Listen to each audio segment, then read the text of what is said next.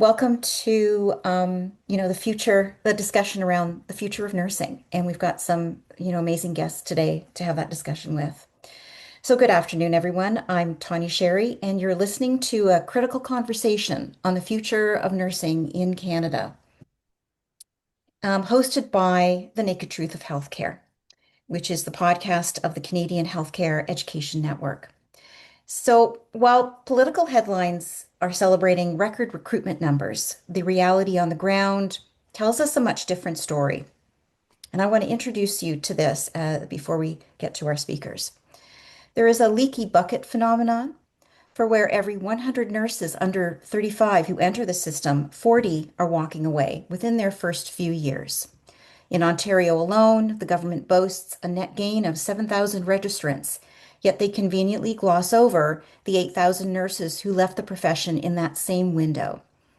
We aren't just facing a shortage, we are facing a mass exodus driven by a system where, as reported by the College of Nurses of Ontario and the CFNU, some 60% of nurses face workplace violence and 85% report that the job has significantly damaged their personal lives. Overall, there is a projected national shortage of almost 118,000 nurses by 2030, as reported by the Montreal Economic Institute. This has led us to a baffling crossroads because simultaneously we are seeing a tidal wave of employer cutbacks as well, with over 700 frontline positions eliminated in Ontario alone since January of 2025, under the guise of restructuring. We are effectively starving our public hospitals and cutting the very people the system claims it cannot find. So today, our goal is not awareness because the situation at hand is obvious. We're here to talk about why more of the same is no longer an option and what the future of nursing can look like. Joining us today to navigate this tension are two leaders at the intersection of the industry and of academia, Shirlee Sharkey and Linda Patrick. Let me introduce them. Linda Patrick is Professor Emeritus and former Dean of Nursing at the University of Windsor and past President of the Canadian Association of Schools of Nursing. With over 30 years in nursing education across college and university settings, she specializes in curriculum design and evaluation. Dr. Patrick is a textbook author and editor, co-creator of the provincially funded Bridging Program for Internationally Educated Nurses, and an experienced accreditation and program reviewer across Canada and internationally. She's also active in community service, contributing to Ontario's Patient and Family Advisory Council and the Health System Recovery and Transformation Table. And Shirlee Sharkey is a nationally recognized healthcare executive and former president and CEO of St. Elizabeth Healthcare. With decades of leadership in home and community care, she has been a powerful advocate for system transformation, innovation, and patient-centered models of care. Shirlee has played a key role in advancing digital health, social enterprise models, and workforce innovation across Canada. Her insights into system sustainability and nursing leadership make her a sought-after voice in shaping healthcare policy and practice. So, Linda, today, let's start with you. And seeing you're seeing these students, or you have been seeing these students at the very beginning, full of this drive and new training. What is the academic world seeing that the government and even the industry aren't? And what structural change do you feel is needed the moment they hit the floor in their new jobs to ensure they can actually stay there? Thank you, Tanya. Well, transitioning from school to practice is not a new challenge. Many nursing programs have introduced transition courses in the final semester of the programs to assist with moving students from school into being an employee. And employers have worked with schools and governments, have offered financial incentives to set up mentoring programs. In times of nursing shortages, new hires are often put into situations that have more pressure. And I have also seen students not finding work in their preferred area and not finding full-time employment. And full-time employment with a workforce mentor is critical for novice nurses to transition smoothly. So new graduates are novices, and I have followed that philosophy since I graduated, that you are a novice in a new situation in nursing, and you have to be there and be mentored in order to become an expert in that particular setting. So, um, informal mentoring and mentoring are critical. And formal mentoring, I have mentioned that the government has, at least in Ontario, I can speak to, put incentives in place for employers to put in mentoring programs. And during that time, the people who are hired are full-time, not part-time. They are not always, it comes and goes. It's not something that I would say is permanent funding, but they have put quite a bit of money into it from the Ontario government. Um, Informal mentoring is also very important in the workplace setting. Higher agencies have onboarding programs, and they have special people who do the education for those onboarding programs. And the informal mentoring may be someone a new graduate finds easy to talk to. And I can't say enough about how critical that is for them to have somebody to talk to ask questions of, and to question whether or not their experiences are actually normal or should they do something about it, because they need to find their voice. And so if you can have both, that would be particularly important. So the other point I'd like to make is to be a team member, to not, and I call it parallel play, but don't work in parallel to the people that you're working with. Try and be part of a team, be a team member, because you'll get through your days easier, and your patients will get better care if they're part of a team care approach. But if you're parallel, what that means is you do your job, you focus only on yourself, and then you go home. That is not going to give you job satisfaction and make you happy in the place that you're at. The other point I'd like to make is after graduation, join and maintain membership in professional organizations in your own province, also the Canadian Nurses Association, and learn about your employment workplace and what they offer with respect to in-service for the, say, for ONA. Attend webinars and virtual conferences if you can. Keep growing, keep learning, don't stagnate. So I can only speak to the work that I'm involved in, but with the Ontario Health System Recovery and Transformation Table, there's no magic wand to fix the structural changes needed. But I would like to say that over the course of time that I've been on this table, I have seen considerable amounts of funding being put to transform the system. And I'm very hopeful that that transformation, it's well underway. It just takes time. So that's all I have to say here. If I can hand it over to you. Oh, okay. No, thank you, Linda. Thank you for that insight. It's really so nicely right on the ground to the nurse facing their career, the first organization that they're part of. And talking about organizations, I'm going to throw this over to you, Shirley. And from your industry perspective, we're seeing a migration of nurses to private agencies and non-clinical roles as that nurse hunts for flexibility that the system may not have built into it for them. Is so my question to you is the current hospital-centric model or health organization-centric model simply incompatible with the modern workforce? Or is there a systemic shift that we haven't been bold enough to try yet? I'm going to throw it over to you.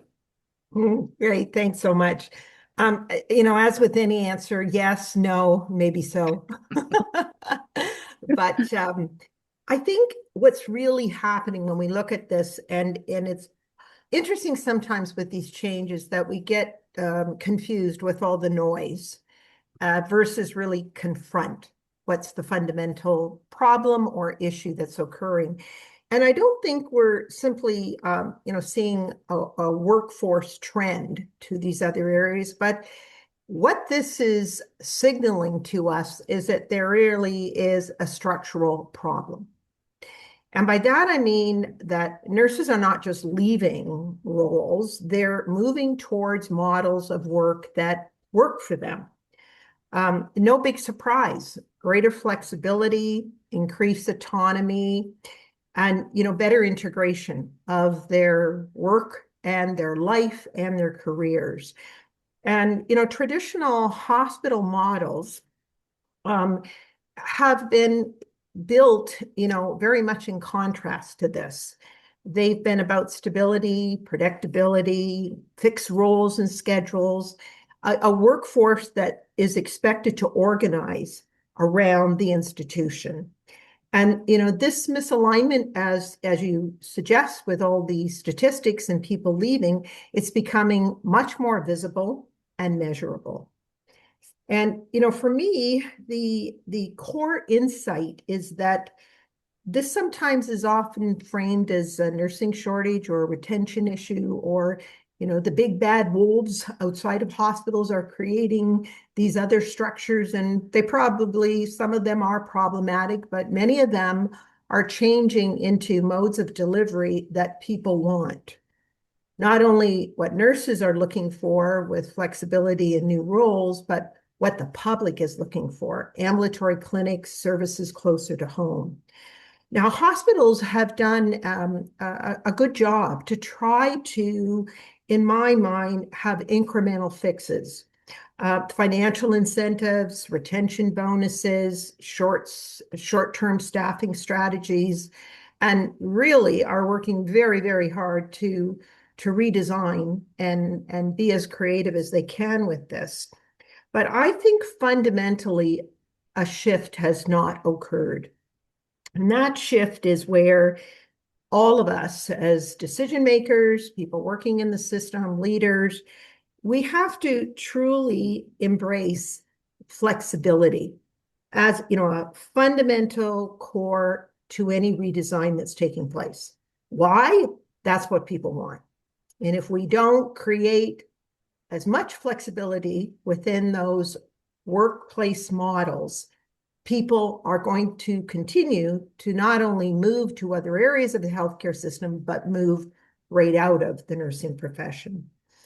I think we need to also create a fluid workforce model. By that, I mean to have nurses be able to move through all parts of the system: acute care, home care, long-term care, public health, community, all of the above, and to have that flow be simple and not to have a variety of barriers that range anywhere from salary compensation changes to all of the economic issues to many other challenges. Allow and create choice for nurses so that they can choose depending on what's going on in their lives, what's going on in their career. At certain points in time, people may be very interested in one area. At other times, they're keen to look at something with a lot more independence. Others know right away, this is the setting I'm interested in. So create all of those options in my mind and allow it to have a better flow so that we don't get what we currently see, where people are working around or trying to find different options for them because they're dissatisfied and because it really is not working for their life and what they want out of their life. Linda, you talked about teams and working in teams. This is also really important because it forces an identity, and it forces you to be proud and to stay or you remain where you are and be happy with that and be fulfilled with that. It was interesting. I was watching the astronauts when they came back, and honestly, you could feel how well they worked together as a team. It, through what I was seeing in the videos and how they were talking about things, how they worked as a team was as critical as all of the engineering, scientific activity that took place. So I think that is important for nurses to kind of come together within that. The other thing that I think can help with flexibility and greater satisfaction is technology-enabled care. And by that, we'll get into that a little bit more. But by really being able to understand the distribution of work and to deal with the supply and demand much more effectively than right now, where we have feast and famine, too many here, not enough there, and have a much more predictable way of knowing what the resource requirements are. Lastly, and fundamentally, we really have to treat nurses as highly skilled professionals with choices. And it is all right for them to have all of these choices that will work for them and their lives and their careers. And we have to design the system that allows this to work with ease for them. Thank you, Shirley. I'm hearing you say that there is a necessity of diversity in terms of what nurses have as options for their career, not only from the system, but also for themselves to sort of forge a pathway. And I think that's what I heard Linda say, that they have the capacity, and the agency to forge a career pathway for themselves as part of that workforce in a more diverse way than they felt was maybe initially possible. But the system has to support that. And in saying that, that's a good segue into our next question, which is around leadership and scope of practice. So let's shift gears for a minute to the power dynamics in this healthcare industry and think of it nationally. I want to talk about what nurses are actually allowed to do while they're still in the building. So, across Canada, we are seeing the expansion in the scope of practice. Nurses are taking on more, prescribing, coordinating more. They're already in leadership roles, which are expanding. But there is a friction point here, and you can expand a nurse's scope all you want, but if the healthcare system or organization and its culture itself still treats them as task takers rather than autonomous leaders, that expanded scope is just more with the same old ceiling. So, Linda, I'm going to start off with you with this question. Let's look at the training side, in their nursing education. If the goal is for nurses to lead, say, care redesign and not just follow orders, are we teaching them how to navigate the policy and the politics of the healthcare system in order to be able to do that? And what do you feel needs to change in that sort of academic curriculum space so that when they hit the job market, they aren't just clinically ready, but they're kind of clinical leadership ready as well, if that's where they should be? Okay, thank you, Tanya. I don't know that there needs to be a major change in what is happening because we have continuous change in education. We have continuous learning by the professors. We have curriculum committees. We have evaluation committees. We have Canadian Association Schools of Nursing that provides us with guidance. And the schools go through accreditation process where their curriculum is really studied to make sure that it is meeting the needs of future graduates. And I would say that the professors in the universities and in the colleges are attending these sessions to learn more about what they can do to enhance their courses and develop their course outlines. And then also the regulatory bodies look at curriculum to see that we're doing what we're supposed to do in order to prepare the graduate for the new environment that they're going to be moving into, which is constantly changing and quickly changing. And it is very hard to keep up, but I would say that schools are doing their best to run with this as best they can. The other thing is there's specialists within nursing education that saw some of the changes that were coming and prepared themselves for those new roles. And I would have to say that that has to do with virtual reality, AI, and simulation. We have come such a long way in simulation, and we have received funding to put the labs together, put the rooms together that we need, to train the people that we need to be sim technicians and sim experts, sim leaders. And now they're moving into AI. And I think it's exciting. They can't learn overnight, but they are ahead of the game. And they do go to conferences where they learn from others, nationally and internationally, in order to bring those best practices to their own school. And schools are now, through CAS, sharing more of what they're doing so that there is a collective strength in where we're going with this. And the future looks very, very bright with respect to where we're going because the funding has been there either through private donors or through the government in order to enhance our learning environments for the students.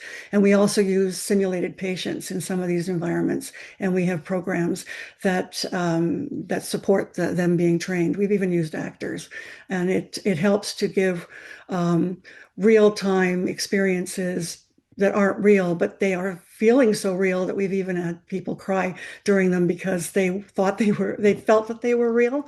But that's what we were trying to stimulate. We were trying to get them to see what can happen in the real world. And also, it's a safe space to learn because it's a place that maybe if a mistake is made in thinking or direction or a decision made, it is there for the student to learn from and grow as it happens. The other thing is when students are in clinical, they may never see some of these events that happen that they have to be ready for, that they have to respond to. So an example would be a postpartum hemorrhage. They might not see that, they won't see that in clinical most likely, but they will experience it in a simulation lab or through AI and virtual reality. And they will be guided through what you did right, what you did that could be better, and then learn from it. And it takes away some of that fear of, when it does happen, they know that they've been prepared for it. So I think that the schools are preparing, the instructors are preparing, the system is changing in order to prepare for what's coming in the hospital setting, and it is quick. I mean, I won't deny that. But as I said earlier, I think that new graduates need to, when they move into the clinical area, is get involved in what's happening in their own environments with this, and to see what they need to do in order to navigate into the clinical setting, because each site's going to be different, each province is going to be different, and you need to find out what your opportunities are. Maybe get on some teams to help be one of the people that helps move that into practice, because the students are coming in with really good knowledge and they love to navigate this new technology. And they pick it up very quickly. So I think that they could be very go-to people on the teams. And I think leadership activities, what I'd like to say is I've seen students become involved on campus before graduation in their student associations. I've seen them be involved on committees at the universities in the colleges where they're actually on hiring committees for new faculty. They're on committees for curriculum and evaluation, and they might be on system-wide committees at the university for even sitting on a committee to hire a new president. We do engage with students on college and university campuses to prepare them for leadership. And there's no reason why they can't move in to clinical settings and actually participate. So that is maybe something we need to change, is we need to just share what they can do and give them the courage to go forward and volunteer and look for those opportunities in their workplace settings to do that work. Thanks, Linda. I'm hearing from you that you've got a more advanced student graduating, and perhaps there needs to be more an explicit understanding of what those students are bringing to the table when they get hired and Exactly. what they have to offer. Okay, now let's go to the system and the organizations. And Shirlee, you've seen how care models are built from the top down. You've been that CEO in the system. In a world where nurses are, increasingly becoming more autonomous, they have to be, where the C-suite is also under pressure from multiple stakeholders. How must the C-suite and the leadership structure evolve to actually leverage the scope of practice of the nurse?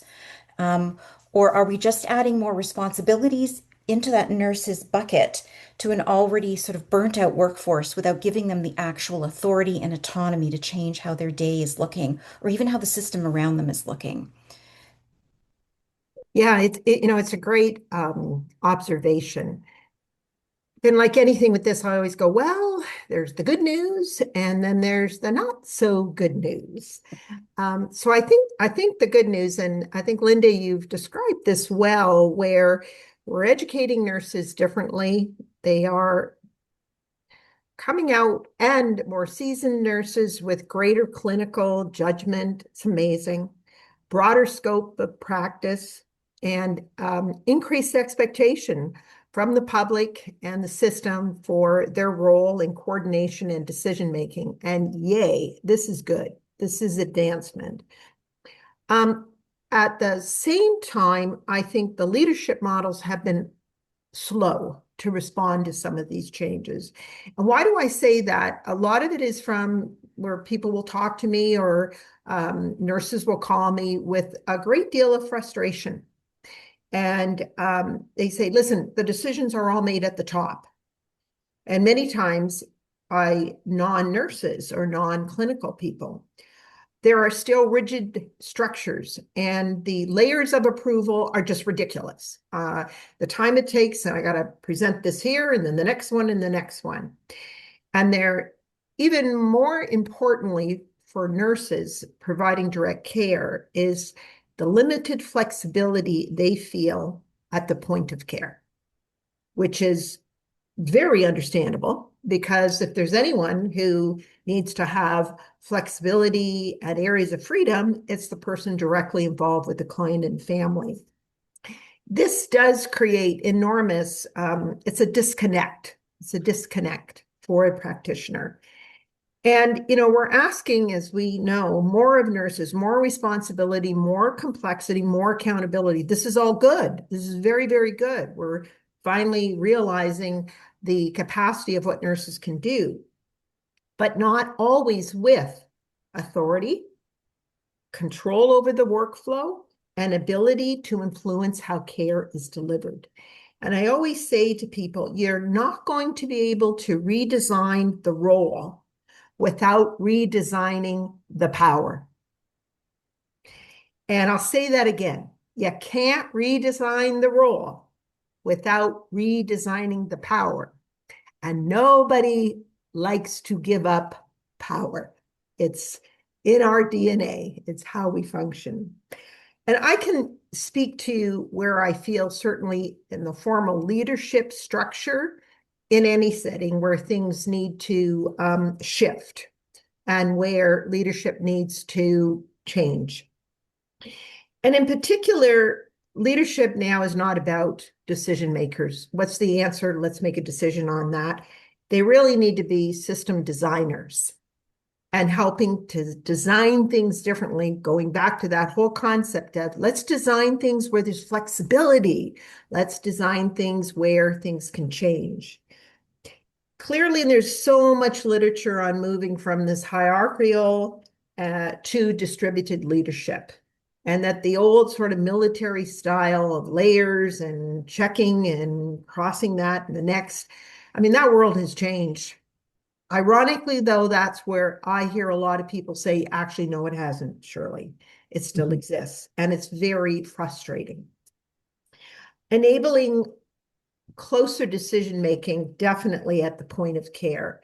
And that is where I would say not moving away, but refocusing from a control fixation to building capability. And we're certainly seeing this at board levels and as we look at results. Forget about the how, and in fact, did we get the results? What is the impact?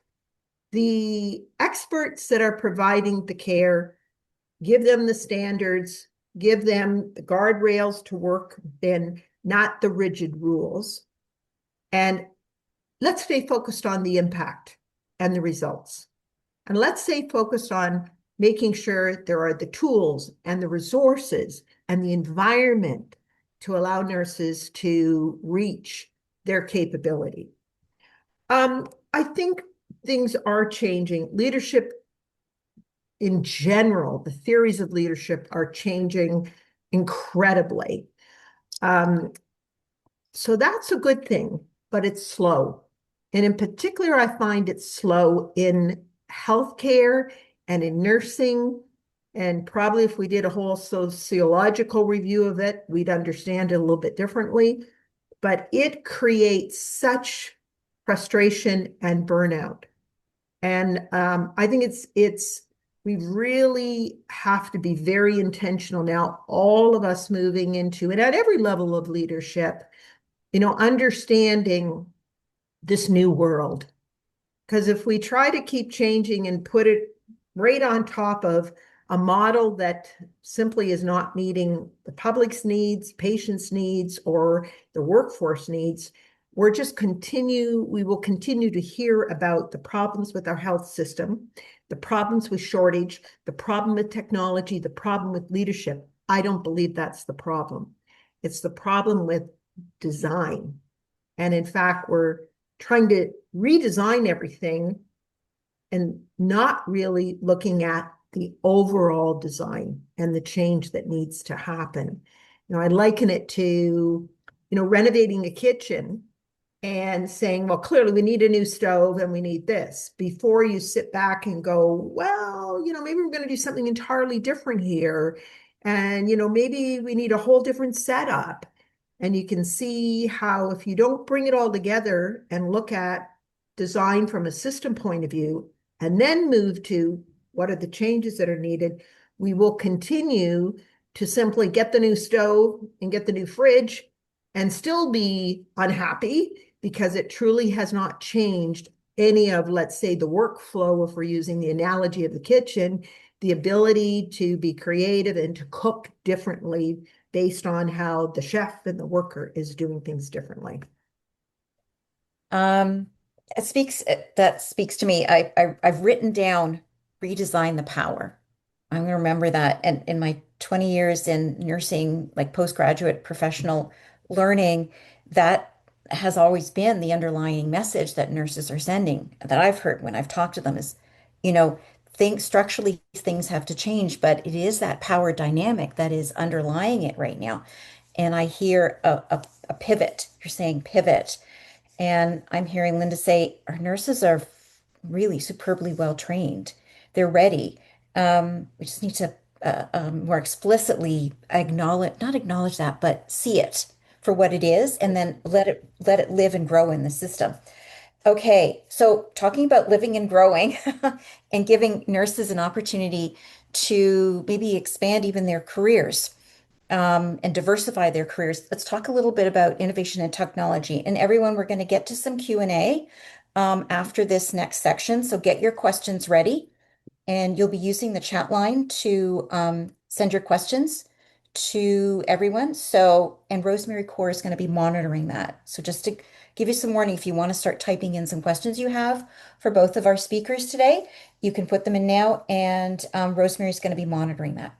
So in terms of innovation and technology, can we say that catchword forward thinking? It's impossible to talk right now about the future of really any industry without talking about AI and digital health, and you've both mentioned that already. In healthcare, technology has a habit of being done to the people that work in it, like nurses, rather than designed by them.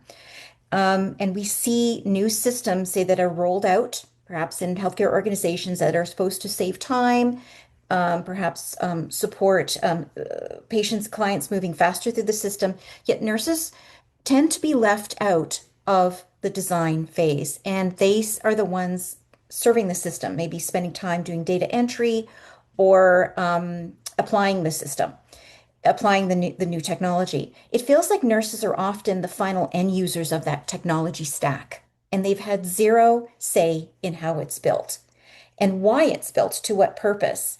So, Shirley, let's start with you because you are the one industry facing right now and have that perspective.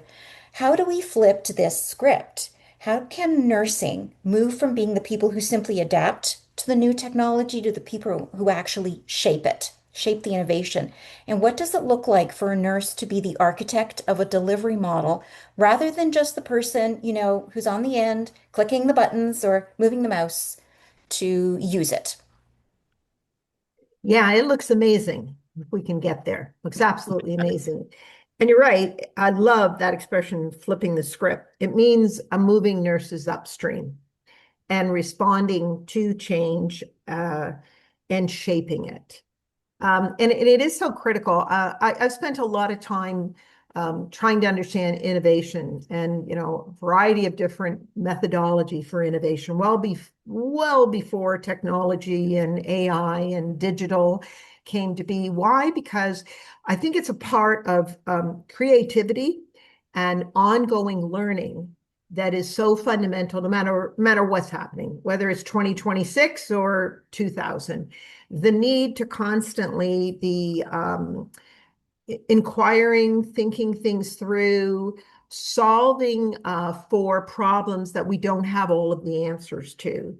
And it fits into this whole space. And I'll just go off for a moment. I don't know, a few years ago, I wrote this article, if you can believe it, on weed whackers. And weed whackers can be enormously frustrating. I think we had about 10 in our garage. Of course, we couldn't possibly get rid of them all. And my husband and I were so intense about figuring out what was going on with the coil and what was happening and everything else. And then my daughter came out to the garage because she heard the two of us practically screaming at each other and said, why don't you turn that thing upside down? And then you can maybe see, what's going on and make sense.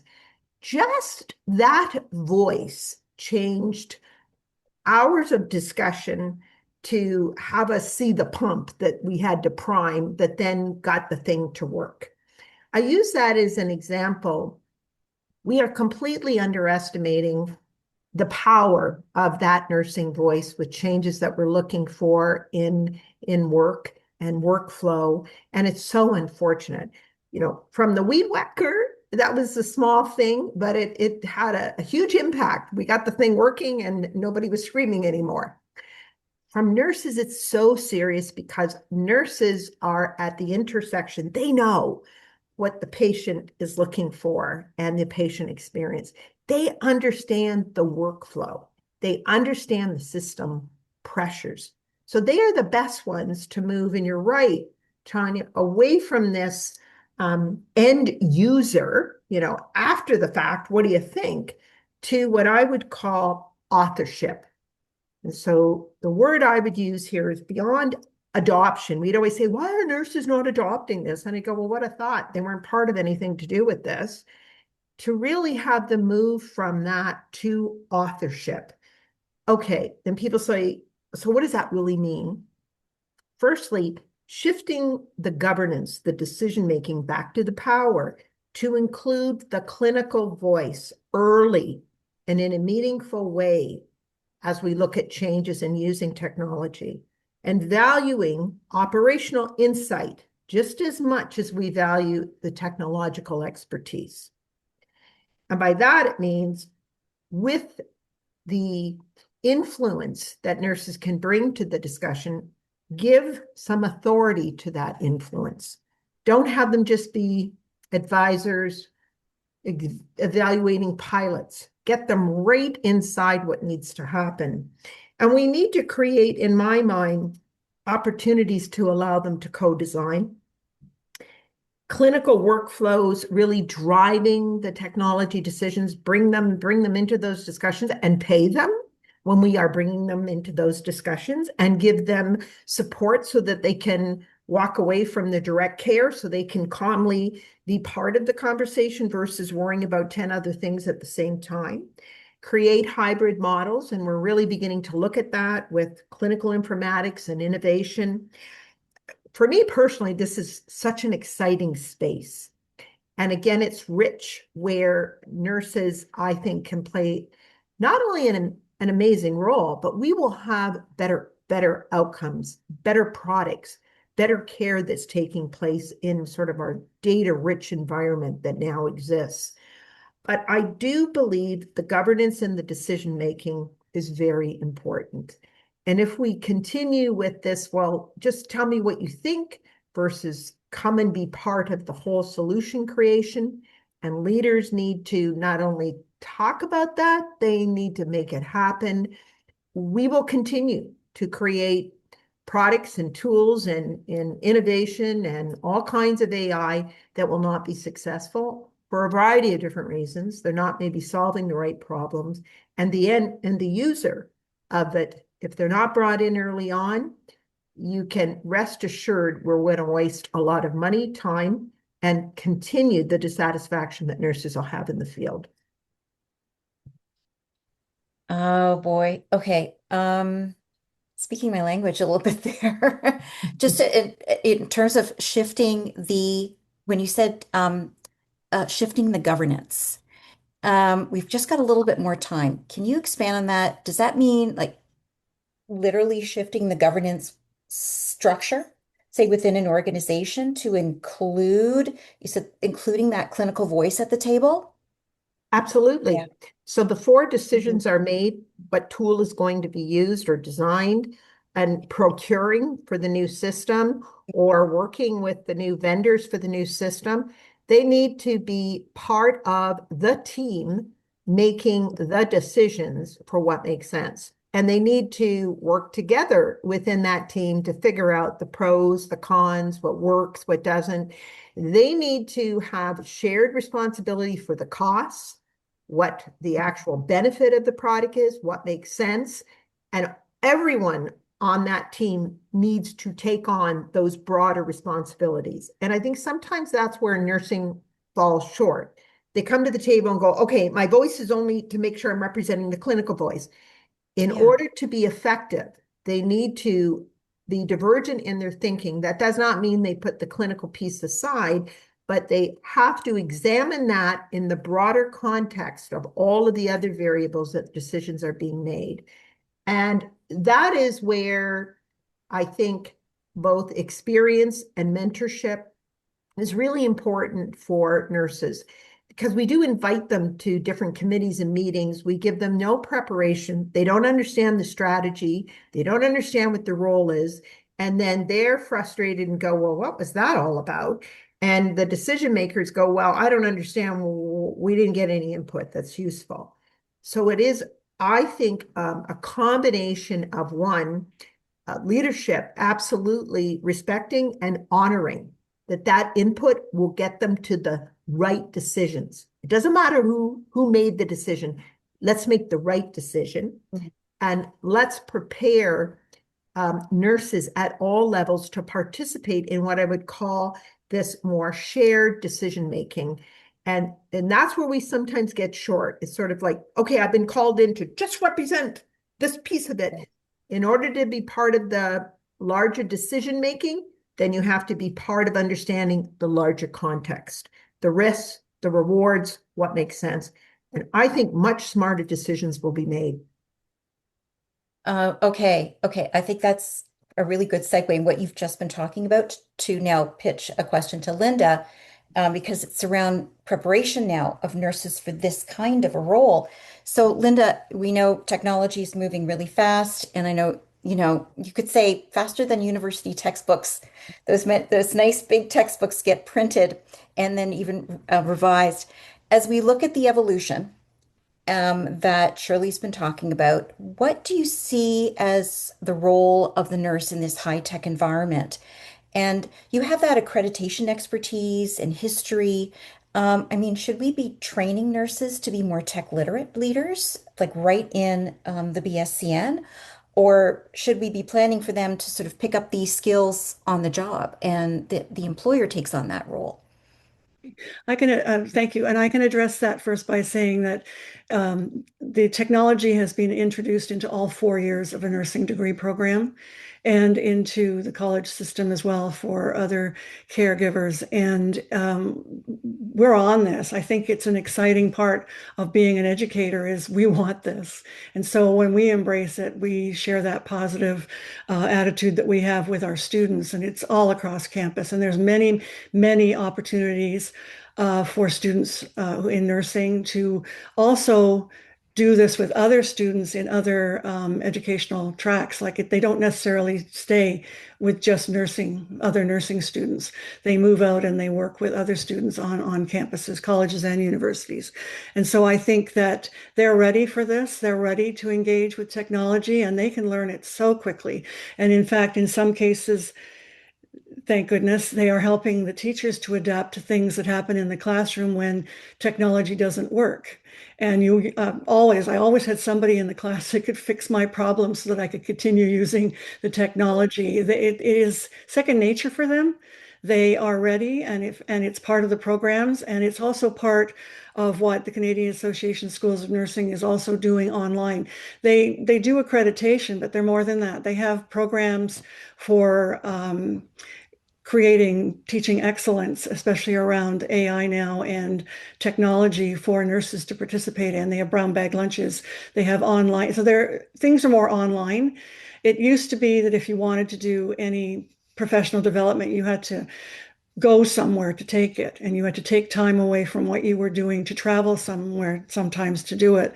Now you don't. There's so many opportunities for brown bag lunches and online tutorials and online courses and micro-credentialing that it's there. It's available for where people want to put their interest in learning and to grow. And so that leads me into the next part of I took some notes while Shirley was talking. I want to share that I think it's really exciting with the leadership models that two of my local hospitals have recently hired nurse leaders at the top jobs. And there's a great deal of hope there for what they are doing. And there's already examples of how their leadership is going to change things.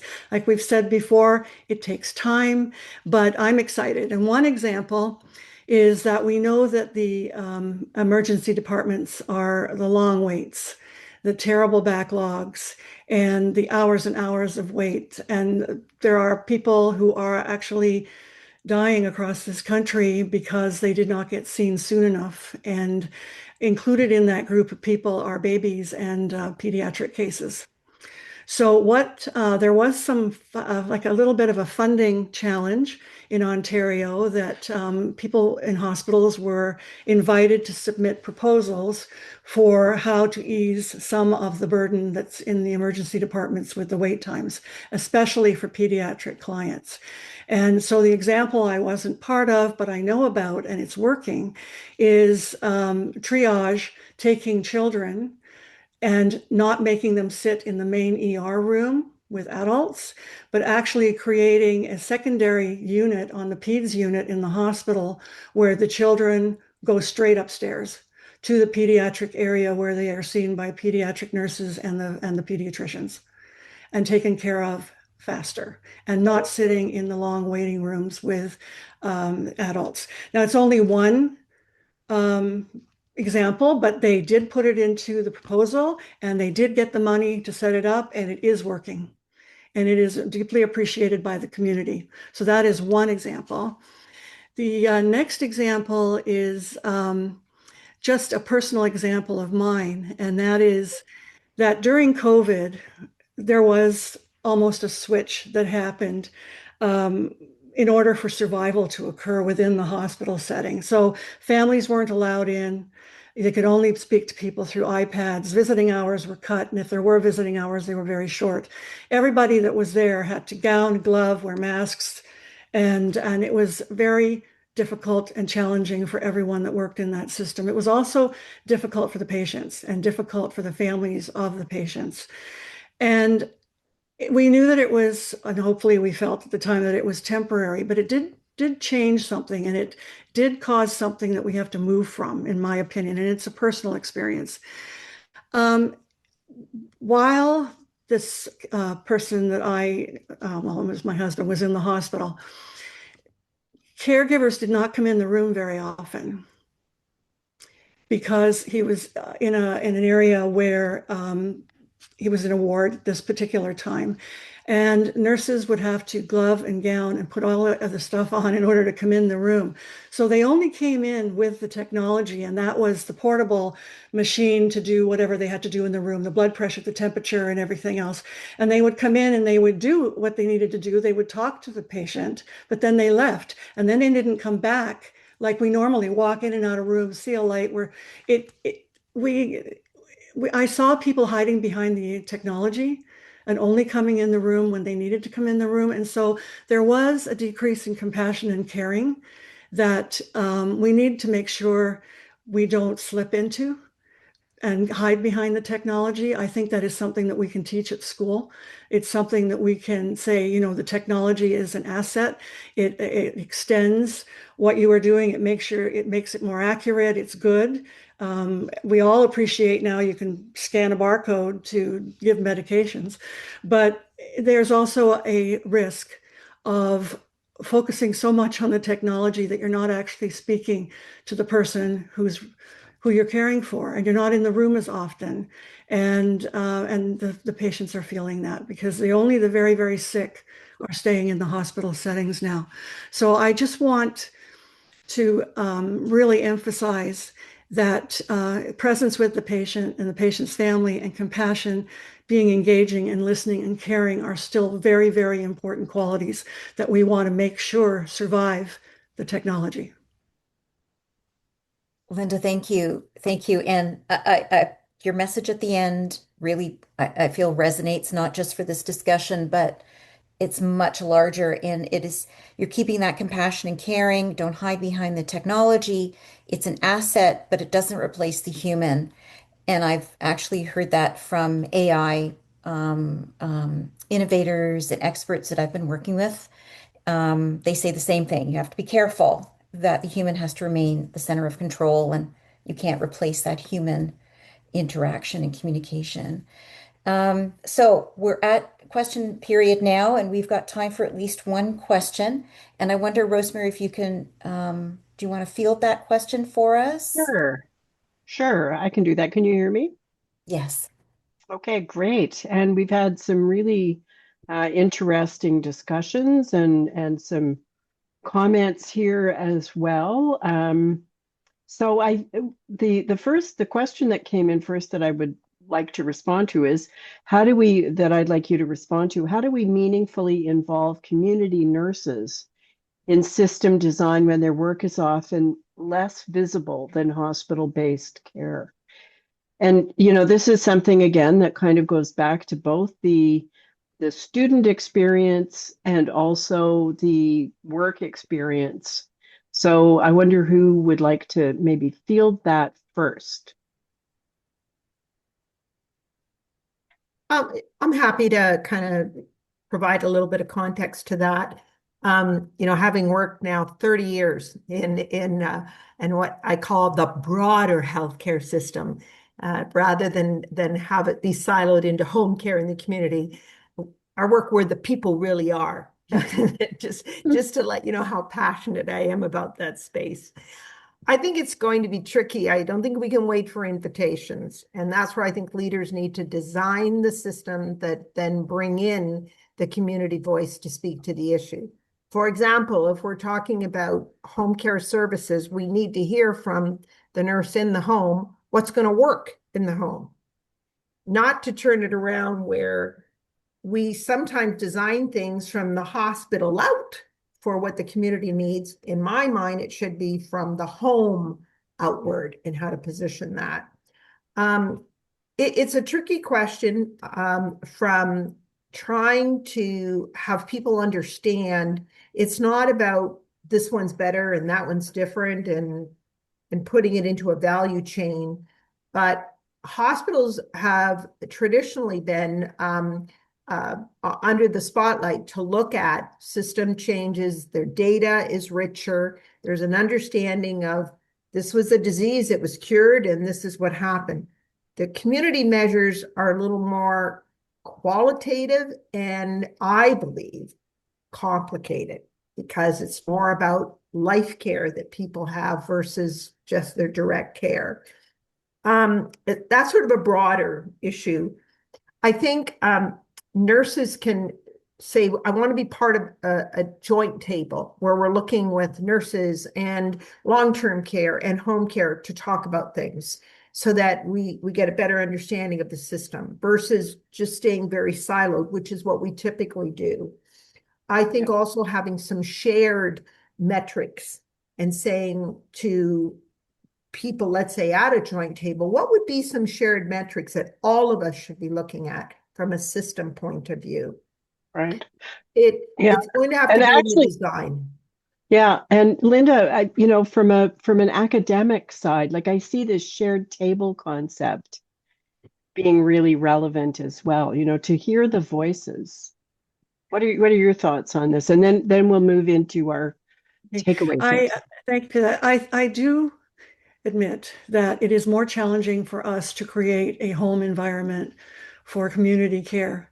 We do place students in community settings for clinical, but it is much more challenging to create what actually is going to be happening in a home care situation with students. So there is work to be done. I can only speak from my own experience. Maybe this, is innovative and is happening other places in Canada. So I'm not saying it doesn't exist. I'm just saying that it is more challenging for schools to provide the students with an experience that includes the home care. And we have to do it because the new models are coming to the provinces where we're going to have family health teams and care is going to be from home to hospital, back to home, or back to another place. So we have to get on board with that. That is a priority. Right. Linda, that's really a fair point, because really what you're trying to do is to put students in, quite frankly, a home care model that was built in a different era. Mm-hmm. And that's where if we, I think, begin to design things very differently, then the ability to place nursing students in these environments will be much more successful. Mm-hmm. Okay, Tanya, do you want to maybe we kind Yeah, of need to move into our wrap up? This has been yeah, great. this has been, and I want to thank you both before I give you the wrap up. Thank you both for your honesty, and in this very highly political world that's surrounding us, just that, clear cut honesty and clarity around what you see the industry shaping into, what's possible. Um, so I'm going to ask both of you a question, and it's like your 1 minute elevator pitch to everybody, which is your mandate. So can you both give us some direction?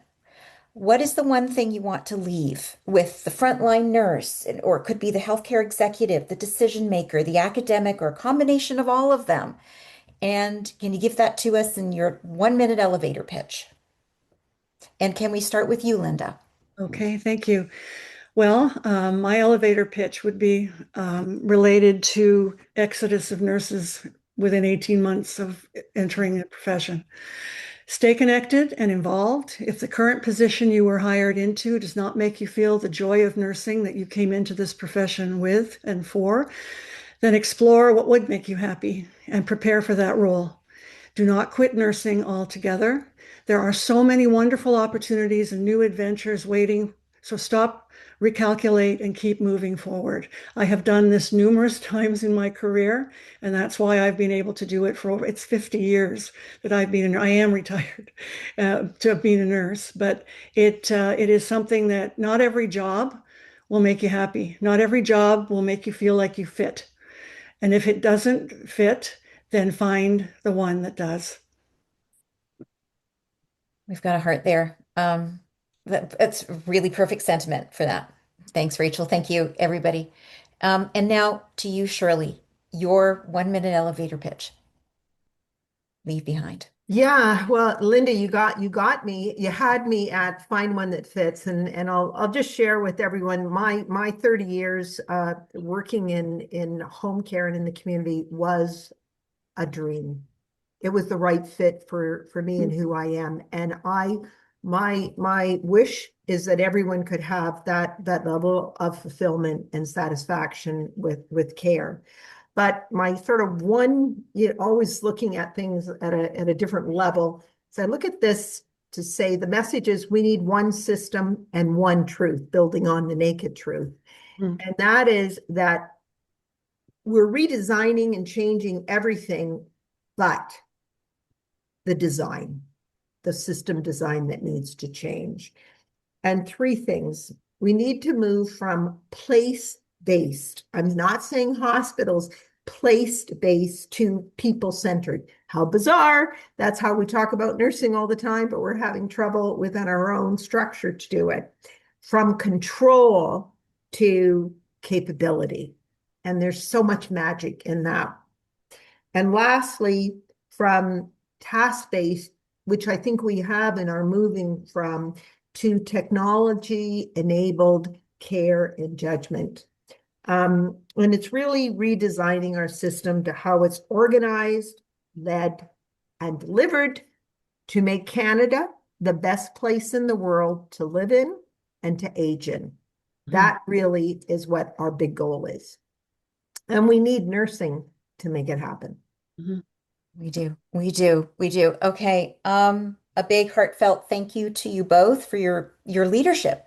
You know what, in the industries you're in and your continued leadership and how outspoken you are about supporting nursing and supporting its development. And to everyone listening, there is more to come on this topic. There always is from us here in Chen. And also that Nursing Week is almost here. Stay tuned in, I'm guessing, your area for all of the activities across Canada.